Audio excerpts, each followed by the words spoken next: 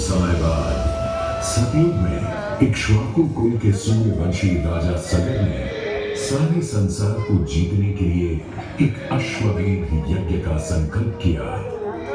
सुने सुने सुने सब सुने, यह चिन्हित पूजित डबल अश्व जहां भी जाएगा वो भूमि राजा सगर की मानी जाएगी। यदि किसी ने इस अश्व को रोका या पकड़ा तो उसे सगर के 60,000 एक पुत्रों और उनकी लक्षाधिक सेना का सामना करना पड़ेगा। सुने सुने यूरोप में सगर का अश्व अजेय अपराजेय बढ़ता जा रहा था और स्वर्ण रूप में बढ़ती जा रही थी देवेंद्र इंद्र की तुलना। डरकर वो अश्व को रोकने की युक्ति लगाने लगे। इंद्र ने राजा सगर के उस घोड़े को चुरा लिया और छल से महर्षि कपिल के आश्रम में बांध दिया। घोड़े को खोजते हुए राजा सगर के 60,000 पुत्र महर्षि कपिल के आश्रम में पहुंचे। वहां घोड़े को बंधा हुआ देख क्रोधित पुत्रों ने कपिल मुनि को घोड़ा चोर समझा और उन्हें अपशब्द कहने लगे। वाचाल कुमारों, यदि कपिल ऋषि ने खोली आंख तो तपस की युगाग्नि से चलकर तुम सब हो जाओगे राख।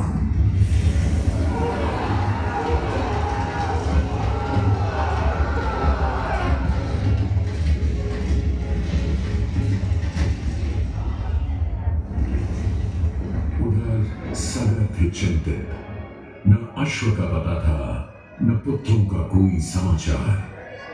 पिता का दुख देख पुत्र अंशुमन चल पड़े खोज पर।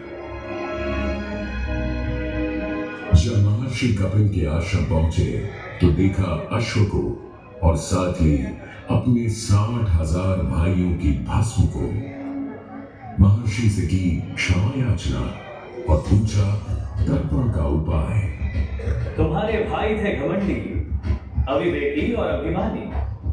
भस्म कर दिया उन्हें मैंने जो उन्होंने मेरी नहीं मानी। गंगाजल, केवल गंगाजल ही दे सकता है मुक्ति उन्हें जो भस्म हुए तुम्हारे परिजन। अंशुमन को अपने भाइयों के तर्पण के लिए गंगा को लाने का बहुत मन था, किंतु किसी को राजधर्म ही तो निभाना था और राज भी चलाना था।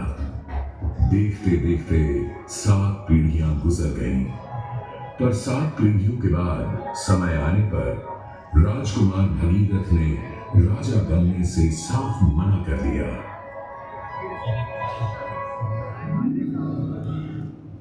क्षमा कीजिए, क्या ये आवश्यक है कि राजा का बेटा ही राजा बने? मैं पहले तपस्या और फिर ब्रह्मा से गंगा को मांग कर पृथ्वी पर ले आऊं और फिर उनके पावन पवित्र जल से अपने 60,000 पूर्वजों का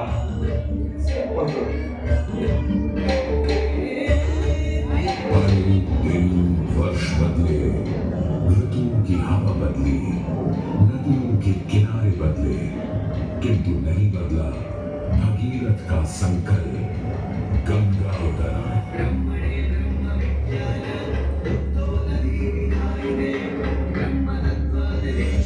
पुत्र भगीरथ, हम तुम्हारे तप से प्रसन्न हैं। बताओ क्या आशीर्वाद चाहिए? हे भगवान, मेरे पूर्वज के तर्पण के लिए मुझे आपकी पुत्री गंगा चाहिए।